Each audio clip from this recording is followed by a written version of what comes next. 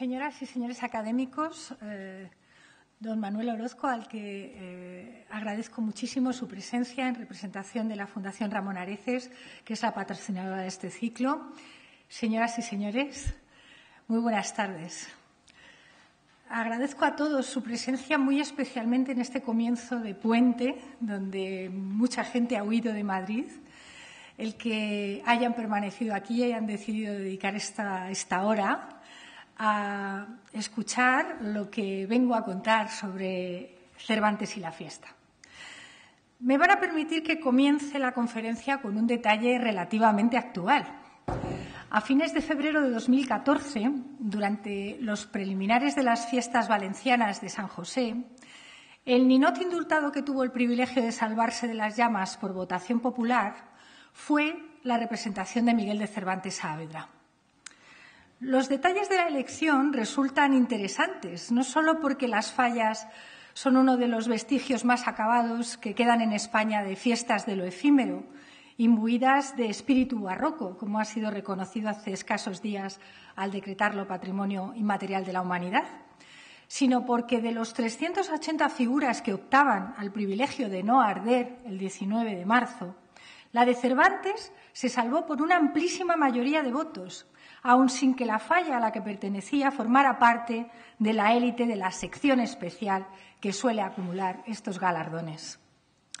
El grado de aceptación popular en nuestros días, ante la escena de un Miguel de Cervantes sentado delante de una adusta mesa castellana y rodeado de libros mientras escribía el Quijote, resulta ser una poderosa metáfora para introducir el tema histórico que voy a tratar esta tarde, y que no es otro que el de la integración personal y creativa de nuestro autor más universal en la maquinaria lúdico-institucional de la temprana época moderna, y el de la fortuna expresiva que generó por algunos de sus más emblemáticos personajes para que muy pronto quedaran integrados en los discursos festivos del periodo, hasta formar parte indiscutible del complejo universo lúdico de su tiempo, con trascendencia, como hemos visto, hasta el presente. En Europa y en los ámbitos extraeuropeos bajo su directa influencia, los siglos XVI y XVII corresponden a un momento de diferenciación entre la cultura popular y la cultura de élite de raíz humanista, que tuvo una traducción directa en los rituales festivos. Desde el Renacimiento, con el nuevo protagonismo que cobró la ciudad y sus élites, la cultura que emanaba de ellas y de su universo festejante fue imponiéndose progresivamente, aunque quedaron conexiones con las formas de festejo tradicionales. Se consolidan entonces las formas de una fiesta institucionalizada que podía ser de regocijo o también de duelo, que proyectaba anhelos y modelos de consolidación sociopolítica en imágenes legitimadoras sustentadas por el poder, ya fuera el poder del monarca, el del municipio, el de la Iglesia o los tres a la vez. Así se explica la importancia y el interés que los historiadores han mantenido a lo largo de décadas por el estudio de estas fiestas que necesitaron para su sustento de una maquinaria empresarial y cultural cada vez más compleja, en la que jugaron un papel trascendental las compañías de teatro comercial, los literatos y los artistas plásticos, ya fueran pintores, escultores o arquitectos. Preparar los festejos institucionales obligaba a conocer un compendio de aprendizajes, de mensajes culturales, de formas de sociabilidad y de sensibilidades estéticas, cuyos códigos debían ser familiares tanto a los que las ejecutaban como a los espectadores. Unos mensajes que se transmitían a través de imágenes armónicas, positivas, lúdicas, grandiosas, con textos explicativos que pretendían ganar la voluntad y el corazón de los que los leían o escuchaban, y en el que los recursos visuales del deslumbramiento y la sorpresa cobraron cada vez más protagonismo. Que Cervantes tomó contacto desde muy pronto con esta maquinaria empresarial, vinculada con la fiesta institucional, lo atestigua el que con solo 19 años y ya instalado en Madrid con su familia, en el otoño de 1566, conviviera en la misma casa que Alonso Getino de Guzmán, un antiguo músico y danzante de la compañía de Lope de Rueda, que se convirtió muy pronto en uno de los organizadores titulares de las fiestas y espectáculos institucionales de la joven capital madrileña. Tal y como cuenta Astrana Marín, Getino se transformó en un experto de las invenciones y danzas para las fiestas celebradas en la villa y corte.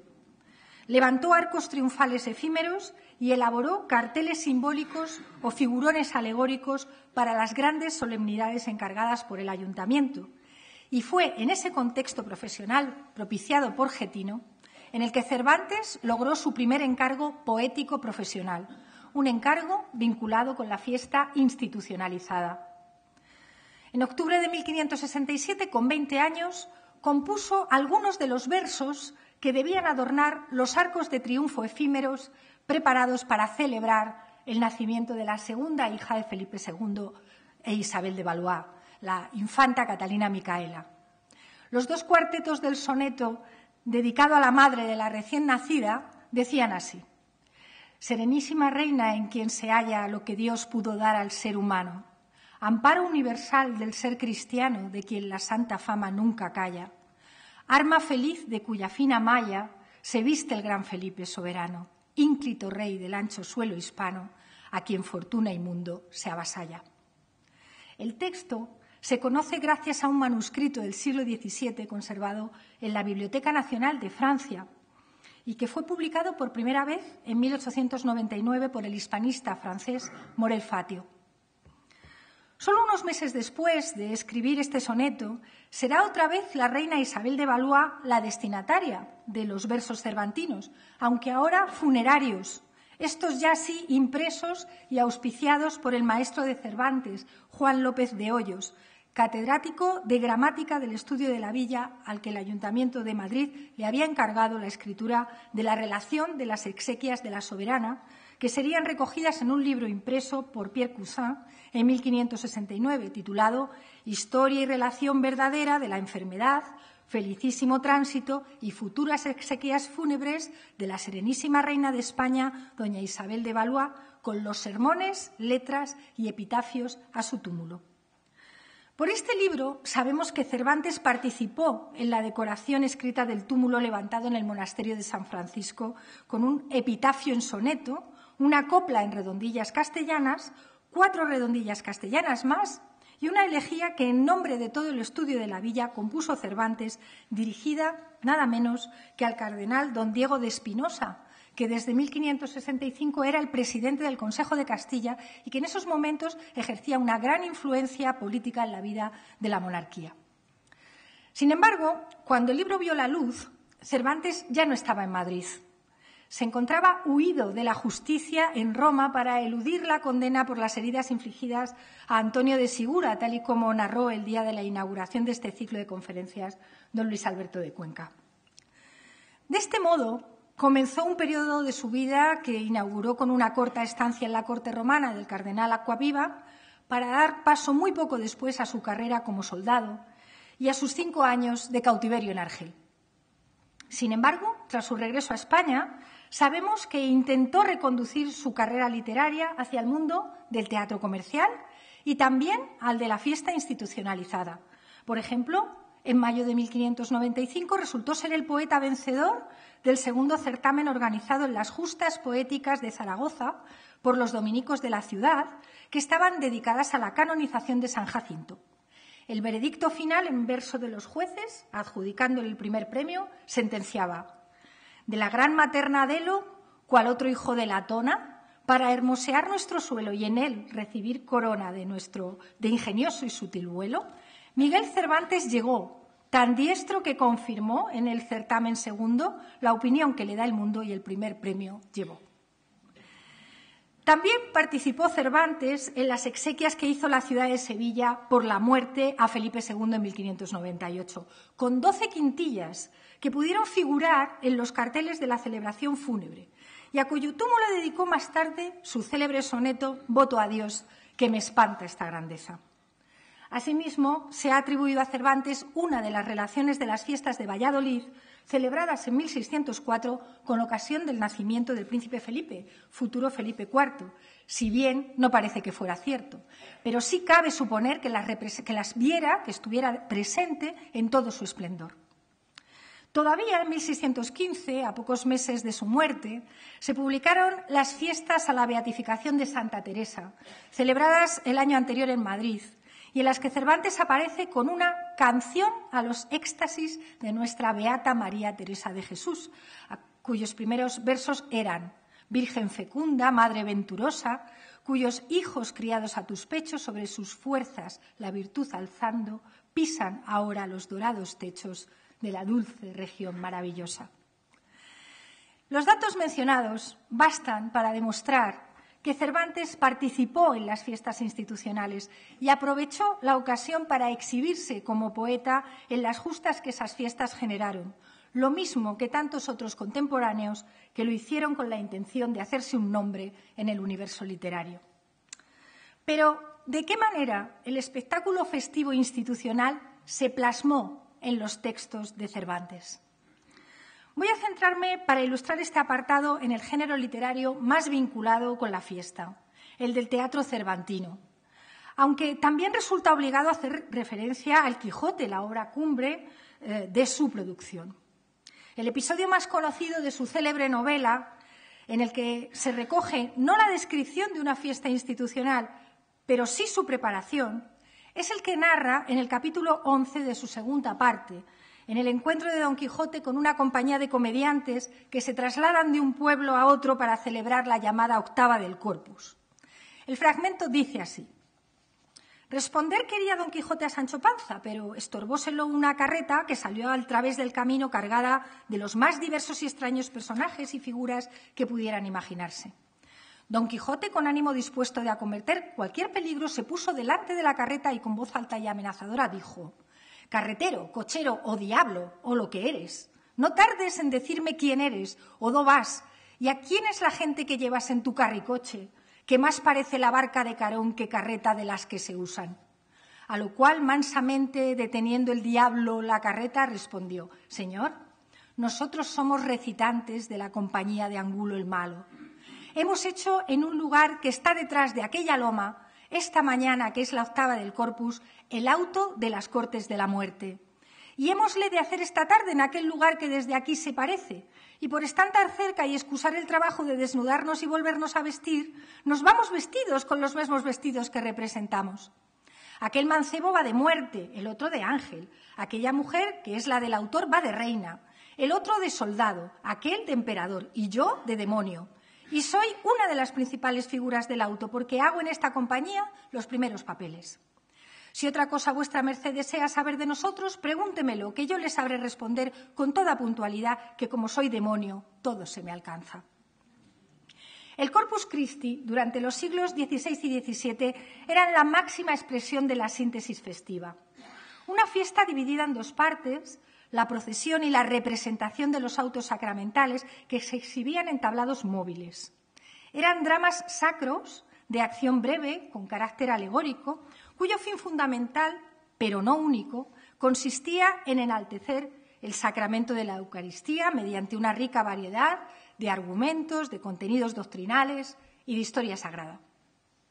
El episodio en el que Don Quijote se encuentra con la compañía de representantes que a toda prisa viajaban de un lugar a otro sin quitarse los trajes de teatro para representar los autos, muestra hasta qué punto la celebración de estas fiestas requería un soporte de actores profesionales y de poetas que experimentaba la presión de la demanda de espectáculo en estas fechas institucionales.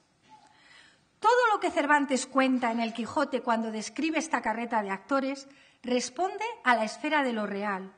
Es cierto que existió realmente el autor de comedias Andrés de Angulo el Malo, cuya compañía era una de las más afamadas de la época.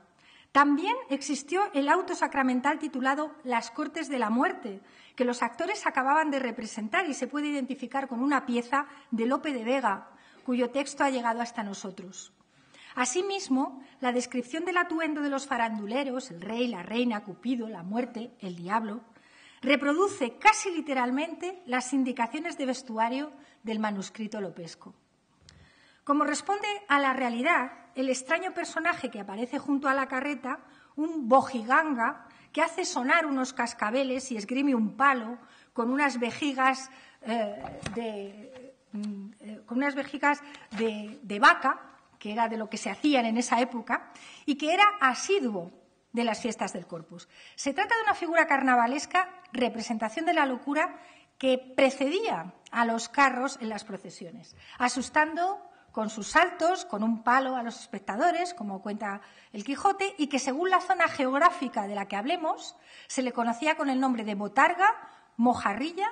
o moharracho, que todavía existe. Pero Cervantes, además de hablar de teatro, escribió teatro. Otra cosa es que no alcanzara el éxito que perseguía. Entre las 10 comedias y 8 entremeses atribuidos al autor del Quijote, hay una serie de piezas en las que se da cabida, con más o menos protagonismo, al mundo de la fiesta institucional. Aparecen en sus obras dramáticas fiestas en las que el teatro celebrativo ocupa un lugar excepcional y en las que asoman los rasgos codificados del universo festivo propio de los tiempos de Cervantes. De las 4 comedias en las que desarrolla el tema del cautiverio, Los baños de Argel, una de las que quizás resultan más trágicas porque está directamente ligada a su experiencia real, relata las aventuras y desventuras de 2 caballeros cristianos esclavos de los berberiscos que lograron permiso de sus captores para celebrar la Pascua navideña. Una vez obtenido el permiso, los cautivos deciden llevar a un tablado improvisado un coloquio pastoril cuya autoría se atribuye en el texto cervantino nada menos que a Lope de Rueda. Antes que más gente acuda, el coloquio se comience. Es del gran Lope de Rueda, impreso por Timoneda, que en vejez al tiempo vence. En estos versos se cita nada menos que al maestro del teatro comercial, según Cervantes, y al editor de sus obras, gracias al cual conocemos los coloquios pastoriles que sin su labor no hubieran llegado hasta nosotros. Como en las fiestas sacramentales y de Navidad de la época en suelo cristiano, la música tenía un importante papel. Y en este coloquio representado de ficción, en una curiosa paradoja, quedaba confiado a los músicos del Cari. Es verdad que en la dramatización la fiesta teatral representada se acaba casi antes de empezar, por la llegada inesperada de una serie de cristianos heridos que transforman el escenario que era lúdico en un espacio de sangre y de dolor. De manera que, como asevera uno de los cristianos, acábanse nuestras fiestas, cesen nuestros regocijos, que siempre en tragedia acaban las comedias de cautivos. En otra pieza teatral cervantina, en concreto en el entremés titulado El retablo de las maravillas, encontramos espacio para la descripción de una fiesta particular de las muchas organizadas por gentes acaudaladas, clérigos o incluso nobles dentro de sus casas, que querían señalar de ese modo un acontecimiento especial surgido en el seno de su familia o de su comunidad. No obstante, la fiesta particular que se reproduce en esta obra tiene un carácter de muestra, ya que lo que pretenden los faranduleros es poder enseñársela a todo el pueblo y, por tanto, obtener un beneficio económico una vez lo hayan aprobado las autoridades locales. En este entremés, cumbre de la literatura cervantina, se relata el engaño ideado por Chanfalla y Chirinos, 2 pícaros trotamundos que organizan un timo a partir del ofrecimiento de un espectáculo teatral excepcional y mágico, que solo podía hacerse visible a los ojos de aquellos que fueran hijos legítimos y limpios de sangre. Así lo advierte Chanfalla antes de que comience la inexistente representación que debía tener lugar en la casa del regidor Juan Castrado, que además celebraba los desposorios de su hija. Por el retablo del sabio Tontonelo, en realidad un pequeño marco vacío sin más contenido que el pícaro Chanfalla dice poner sobre él, ocurre el supuesto prodigio anunciado. Dice Chanfalla: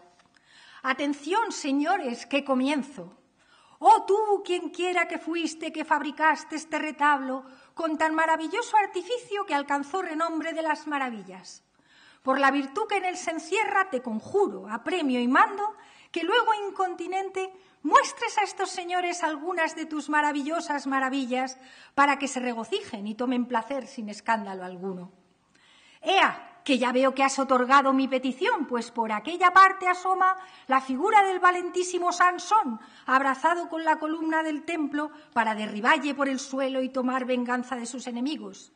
Tente, valeroso caballero, no hagas tal desaguisado, porque no cojas debajo y hagas tortilla tanta y tan noble gente como aquí se ha juntado. La reacción del anfitrión de la fiesta, Juan Castrado, ante el conjuro es la que podía esperarse de un cristiano viejo de pura cepa, porque, por supuesto, afirma haberlo visto. Señor autor, haga si puede que no salgan figuras que nos alboroten. Y no lo digo por mí, sino por estas muchachas que no les ha quedado gota de sangre en el cuerpo.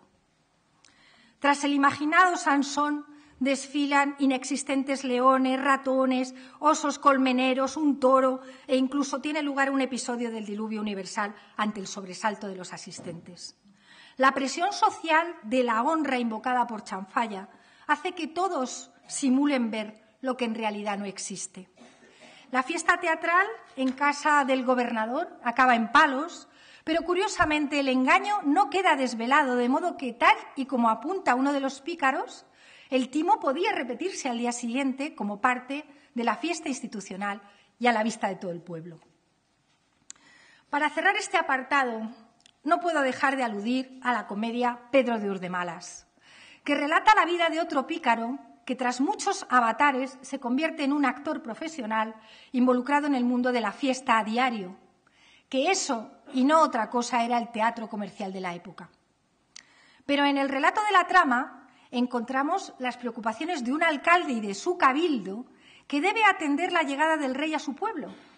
Y para ello, en el principio de la segunda jornada de la obra, se describen los espectáculos que debían ofrecerse al monarca y que tenían que aportar, ante todo, novedad.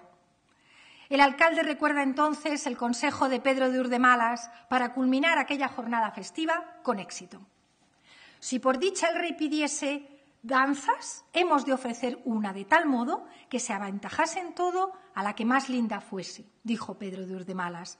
que el llevar doncellas era una cosa cansada y que el rey no gusta de ellas por ser danza muy usada y estar ya tan hecho a bellas, mas que por nuevos niveles llévase una de donceles como serranas vestidos, en pies y brazos ceñidos multitud de cascabeles. Y ya tengo a lo que creo 24 así aprestados, que pueden, según yo veo, ser sin vergüenza llevados al romano coliseo. Aparece, por tanto, en este texto un profesional de las tablas como asesor del poder político local para que la fiesta institucional gozara de los elementos de novedad que hicieran culminar el trance festivo con éxito. Una especie de Getino de Guzmán apicarado. Y tras el despliegue festivo en la calle, la fiesta institucional proseguía en el interior de los palacios, reales o nobiliarios. Entramos así de lleno en los modos cortesanos de celebración, de los que Cervantes también da cuenta en sus textos. En sus manifestaciones más cuidadas, las fiestas cortesanas expresaban, como sabemos, una exquisita simbiosis de poesía, de arquitectura, de artes plásticas, de coreografía, de música y de vestuario. Damas y meninas, caballeros y nobles participaban en ellas junto a reinas y príncipes, que no solo eran espectadores, sino que en ocasiones podían formar parte de la propia ejecución festiva. Una reducida muestra de lo que podían ser estas fiestas cortesanas dentro de los palacios aparece inesperadamente en el Quijote, incluida en el conjunto de espectáculos que formaban parte del episodio de las bodas de Camacho. Cervantes incluye en este relato una danza de artificio de genuino estilo palaciego. Era de 8 ninfas repartidas en 2 hileras. De la una hilera era guía el dios Cupido y de la otra el interés. Aquel adornado de alas, arco, aljaba y saetas. Este vestido de ricas y diversas con colores de oro y seda. Las ninfas que al amor seguían traían a la espalda en pergamino blanco y letras grandes escritos sus nombres: poesía, discreción, buen linaje, valentía. También en su día Anthony Clos llamó la atención respecto a que la entrada de Don Quijote en Barcelona, la segunda parte de la obra, era un remedo burlesco de una entrada triunfal, con escaramuzas de jinetes, regata naval, salvas de artillería y acto de bienvenida y procesión. Asimismo, las fiestas cortesanas ecuestres, practicadas por la nobleza desde la Edad Media, se mantenían vigentes en tiempos de Cervantes en versiones dulcificadas que incluían juegos de habilidad como la sortija o de desafío como los torneos y las cañas. Inmortalizadas en varios cuadros descriptivos de la Plaza Mayor de Madrid durante el siglo XVII, consistían en el enfrentamiento entre varias cuadrillas de caballeros que, ataviados con libreas de un mismo color por cuadrilla, portaban una adarga donde estaba representada la divisa y el mote que identificaba a cada grupo. Recordemos que la adarga era una de las señas de identidad que Cervantes asigna a Alonso Quijano en el primer capítulo del Quijote. Adarga en astillero y galgo corredor. Adarga y galgo corredor. También en el encuentro que el ingenioso Hidalgo protagoniza con un impresor en la segunda parte de la novela. Este narra orgulloso como una de sus piezas impresas más preciadas se titulaba De las libreas y dice: donde pinta 703 libreas con sus colores, motes y cifras, de donde podían sacar y tomar las que quisiesen en tiempos de fiestas y regocijos los caballeros cortesanos. Libro, por tanto, útil para la fiesta, el del impresor imaginado por Cervantes, que servía para las fiestas caballerescas de élite. Pero junto a la fiesta institucional, celebrada en la calle, o la cortesana, celebrada en los palacios y las plazas, existía también la fiesta de carnaval.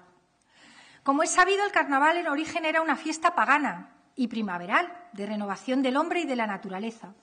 que significaba, ante todo, alegría y jolgorio, comidas y bebidas abundantes, recrudecimiento de la actividad sexual y supresión de las restricciones impuestas por las normas y la jerarquía. Se iniciaba 10 días antes del miércoles de ceniza y, aunque su origen remoto suele conectarse con las fiestas primaverales en torno a Osiris en Egipto, el culto griego a Dionisos o las saturnales y lupercales romanas, en esta época poseía un referente religioso con fortísimas implicaciones sociológicas. Se trataba de ensalzar la carnalidad ante la inminente llegada de la Cuaresma, pero además la máscara, el disfraz, que aparece en el siglo XV en Italia difundiéndose rápidamente, permitía ridiculizar a los superiores jerárquicos y romper por unos días los límites estamentales. Una aparente ruptura con el orden social establecido que en realidad constituía una válvula de escape que contribuía a su mantenimiento. En la atmósfera festiva del barroco se trataba de establecer contrastes violentos para que brotara la risa de los espectadores. Por ello, la aparición de máscaras disparatadas en el contexto de celebraciones religiosas o civiles no era incompatible con el propósito noble que había motivado el festejo. Y por esa razón, al lado del mundo oficial de apariencia inmutable, desfilaba un segundo mundo basado en el principio de la risa liberadora, de una cultura cómica cuyo núcleo era precisamente el carnaval y las llamadas fiestas de locos. Esta es una de las razones por las que las mojigangas carnavalescas se incorporan enseguida al espectáculo teatral, pudiendo quedar asimiladas a cualquier trance festivo que se produjera en los distintos momentos del calendario. No cabe duda que la atmósfera carnavalesca tuvo una gran influencia conceptual en la caracterización de los personajes principales del Quijote. Ambos poseen las particularidades de doña Cuaresma y de don Carnal, el enjuto y moderado don Quijote frente al rechoncho y voraz Sancho, al que también se ha asociado montado en su asno con la más tradicional figura de las fiestas de locos o de inocentes que se celebraban en los últimos días de diciembre, según relataba Rodrigo Caro en sus Días geniales y lúdicos. Y es precisamente esta fuerza lúdica de los personajes literarios creados por Cervantes la que es capaz de sacarlos del papel para que puedan ser encarnados en figuras visibles y tangibles de las máscaras festivas. Sabemos que a raíz de la publicación del Quijote, en 1605, las figuras de Don Quijote, Sancho o Dulcinea fueron muy pronto incorporadas a las procesiones que formaban parte de las fiestas públicas, ya fueran por el nacimiento de un príncipe, las fiestas de beatificación de santos o las celebraciones de la Inmaculada Concepción. Por ejemplo, Tomé Piñeiro da Veiga, en su Fastiginia, relata que un caballero portugués salió disfrazado de Don Quijote, acompañado de Sancho Panza, en la fiesta de toros y cañas celebrada en Valladolid el 10 de junio de 1605, con motivo del nacimiento del futuro Felipe IV. Reparen en que era el mismo año de edición de la primera parte del Quijote. Se aprovecha enseguida para dar vida a estos nuevos y a partir de entonces populares personajes de Mojiganga. Lo describe así Tomé Piñeiro. Y en esta universal folganza apareció un Don Quijote que iba en primer término como aventurero solo y sin compañía, con un sombrero grande en la cabeza y una capa de bayeta y mangas de lo mismo,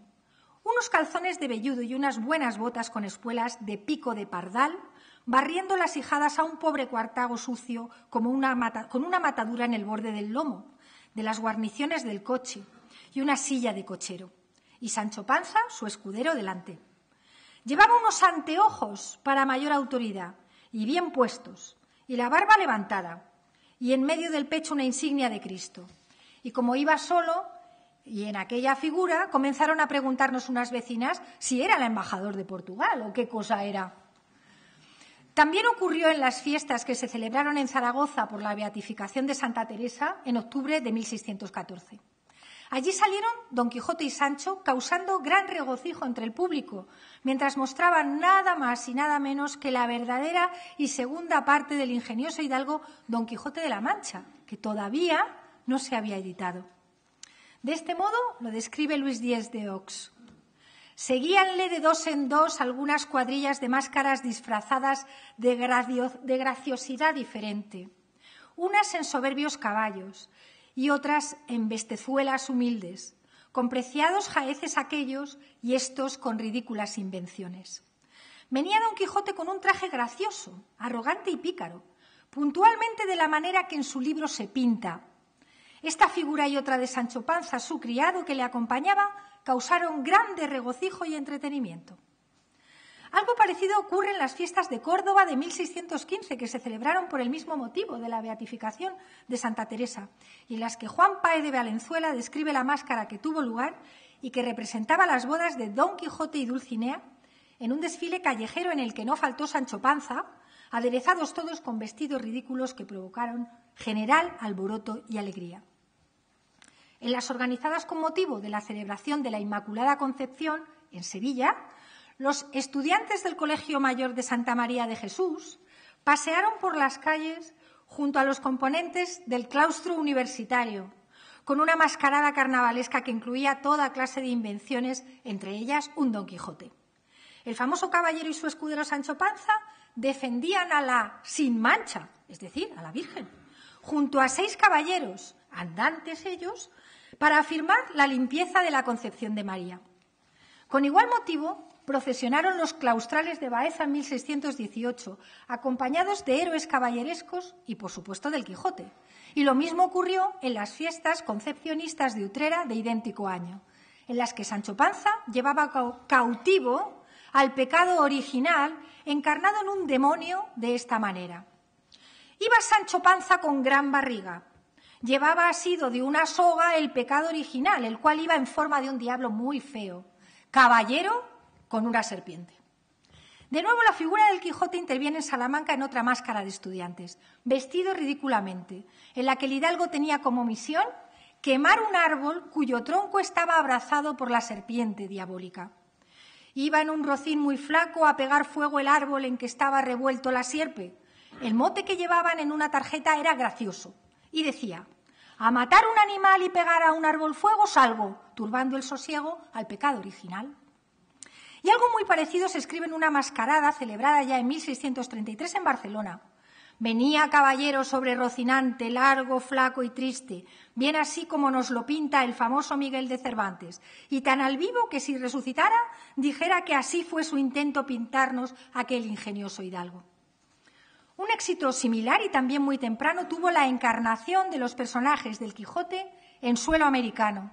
en donde en el otoño de 1607 el corregidor del partido de Parinacocha decidió celebrar en la ciudad peruana de Pausa la llegada del nuevo virrey, el marqués de Montes Claros, y lo hizo con un juego de sortija en el que actuaron, entre otros, el caballero de la ardiente espada, el caballero antártico de Lucisor, el dudado furibundo, el caballero de la selva, el de la escura cueva y el de la triste figura, Don Quijote de la Mancha, que a esta hora asomó por la plaza tan al natural y propio de como le pintan en su libro, que dio grandísimo gusto verle. Venía caballero, en un caballo flaco muy parecido a su Rocinante, y acompañado del cura, del barbero, de la infanta Micomicona, Sancho Panza e incluso del yelmo de Mambrino.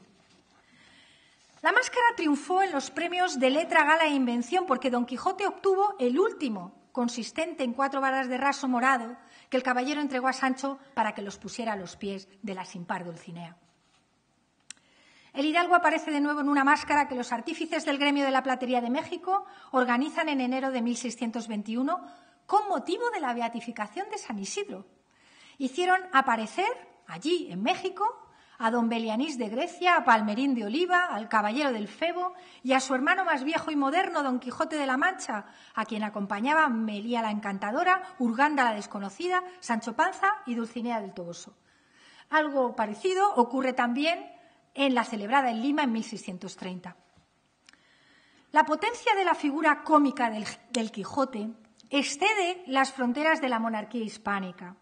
e incluso consigue superar las barreras políticas y religiosas, ya que lo encontramos en otra fecha muy temprana también, en 1613, en el recibimiento que la ciudad de Heidelberg dispensó al calvinista Federico V, elector del Palatinado, y a su esposa Isabel Estuardo. Asimismo, Don Quijote formó parte de al menos 7 ballets de cour representados a lo largo del siglo XVII en la corte francesa, si bien asociado a la crítica a los españoles, como ocurre en el Portugal sublevado de 1642, en el que aparece un cartel de desafío con contenido político en el que Don Quijote también era el protagonista, utilizándolo como argumento para la propaganda política bragancista. Es preciso destacar que el hecho de que cualquier espectador de estas fiestas reconociese en una de las máscaras exhibidas a los protagonistas del Quijote demuestra la eficacia de la descripción cervantina. Los autores de las relaciones mencionan casi siempre que las figuras de las máscaras se pintan a lo vivo, esto es, como si hubiesen existido y no fueran producto de la imaginación de una lectura. Incluso parece como si las criaturas de Cervantes hubiesen tenido una preexistencia real en la vida de la época y que su presentación literaria fuera solo un reconocimiento. Es evidente que el caballero Sancho y Dulcinea aparecen en las fiestas por el éxito del libro, pero esta aparición se vio favorecida por la peculiar condición de estos personajes, que fueron muy pronto asimilados por la vorágine lúdica que desencadenaban las fiestas. De ahí proceden en línea recta la pronta y fácil transformación de la materia novelesca del Quijote en piezas de teatro menor, todas ellas de corte burlesco. Muy pronto el intermedio cómico o divertimento pasó a la condición de entremés propiamente teatral. Después de aparecido el Quijote, conservamos el texto del entremés famoso de los invencibles hechos de Don Quijote de la Mancha, escrito por Francisco de Ávila en 1617, en el que se insiste en la representación burlesca del caballero, que escenifica la ceremonia de la venta. Lo mismo cabe decir de una comedia disparatada titulada Aventuras verdaderas del segundo Don Quijote, de un tal Castillo, e incluso de la obra carnavalesca Hoy perdida, que Calderón de la Barca escribió en 1657, titulada Los disparates de Don Quijote, o lo de Matos Fragoso, que sí conocemos, escrita en 1673, con el mismo motivo de las Carnestolendas. Incluso Don Quijote pasó a ser pronto una figura omnipresente en el regocijo oficial de los patios de escuelas y universidades. Se trataba de los famosos vejámenes, que eran piezas teatrales efímeras, casi siempre de poca calidad y pensadas como contrapunto burlesco del acto académico que celebraba la consecución de los grados universitarios, tanto en la península como en los territorios americanos. Aquellas universidades repitieron con gran similitud el ceremonial del vejamen de grado. Y así en Perú, donde tan temprana fue la llegada del ingenioso Hidalgo y también su transformación en mojiganga, como hemos visto, enseguida pasó a los festejos universitarios burlescos. Finalmente, el propio Cervantes fue consciente de cómo sus personajes habían enraizado en el mundo festivo de lo real, cuando, al escribir la segunda parte del Quijote, en el capítulo 3, el bachiller Sansón Carrasco daba cuenta al propio Hidalgo y a su escudero de que sus hechos habían sido dados a la imprenta en forma de historia para describir inmediatamente después la lectura que los españoles de entonces habían hecho de ese texto, convertido en un latido sonoro y festivo que palpitaba en el entretenimiento de las gentes, ya que los mozos la leen, los hombres la entienden y los viejos la celebran. Y finalmente es tan trillada y tan leída y tan sabida de todo género de gentes que apenas han visto algún rocín flaco cuando dicen: allí va Rocinante. Muchas gracias.